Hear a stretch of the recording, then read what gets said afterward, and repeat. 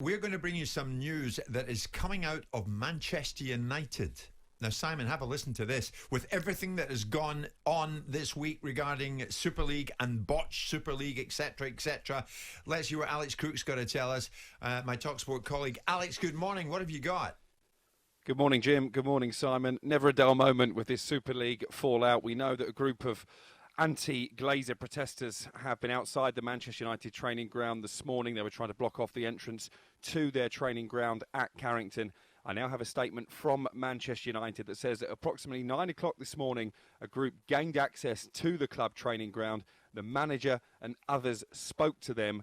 Buildings were secure, and the group has now left the site. And by the manager, one can only assume they mean Ole Gunnar Solskjaer has pleaded with these group of protesters to get away from the training ground.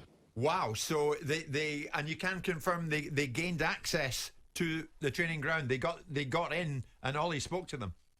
That's what I'm being told by Manchester United this morning. I think what it proves is what we were saying yesterday, that despite the statements, despite the apologies in some quarters, these supporters still feel really let down by their clubs. I think the protest will continue. I know there's a protest march planned outside the Emirates at 6 o'clock on Friday. There's going to be protests outside both the Etihad and Old Trafford on Saturday as well at the 3 o'clock kickoff. Of course, the time traditionally when football matches in this country usually get underway, although that's not been the case in the Premier League for a long time now. I think these supporters are going to have to ride out somewhat of a storm, certainly for the next few weeks.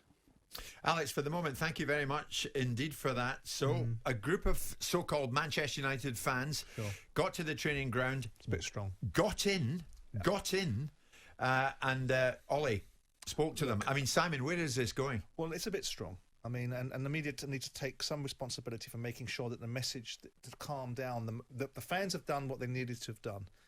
The Man United situation is probably more unique than everyone else's because they loathe the Glazers. They loathe the way they bought the football club. Everybody knows that from a business point of view, it was a smart as paint move. But for the Man United fans that have watched the Glazers buy their football club and effectively fund it through Man United's own money, it causes uproar.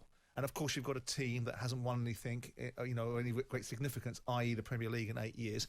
And all of these will fall into a certain area where certain activists within the confines of the Man United fan base will take an opportunity. You can't go breaking into training grounds. I mean, what's the purpose of doing that? You can, but ultimately, you should get your collar felt. Well, they can and they have, but what's the point? The point of doing it is because certain people push the envelope. And sometimes in the same way these 6 clubs wanted to make an omelette by breaking eggs, certain people want to create that downward pressure on the Glazers. That's fine. The Glazers will sell the football club if someone's prepared to pay £4 billion.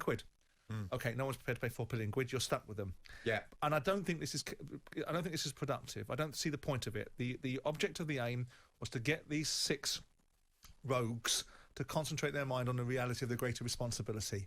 That's been done. Not one single word. Let's move on to that. Not one single word of these apologies are meant. By the way, these apologies are put out there to hold back the tidal wave of condemnation. If there was any genuity behind these apologies, these men wouldn't have done it in the first place. They've all got chief executives that are on the ground, that understand the temperature. Everybody knew what was going to come as a result of it, which is why it's so ridiculous for this to have happened and for them to have pulled away, which means something else is coming. Something else is coming down the pike somewhere along the line, sooner rather than later, I suspect. Well, what it does show is, Simon, is that many United fans, the strength of feeling, and they are in no mood to forgive. Last night, I popped out some of Joe Glazer's statement on my Twitter feed. The first response I got from a United fan: "Are you kidding, Jim? We've never trusted them. We've never wanted them. We've never seen them. We've never heard from them. We will never forgive them. And we'll show it." So there you go. Alex Crook with that report there. That's the first report we've had, and we'll see where it goes. That a group of United fans pitched up at the training ground this morning, gained access. So the buildings were made secure, and Ole Gunnar Solskjaer had to confront them and speak to them. More on this shortly.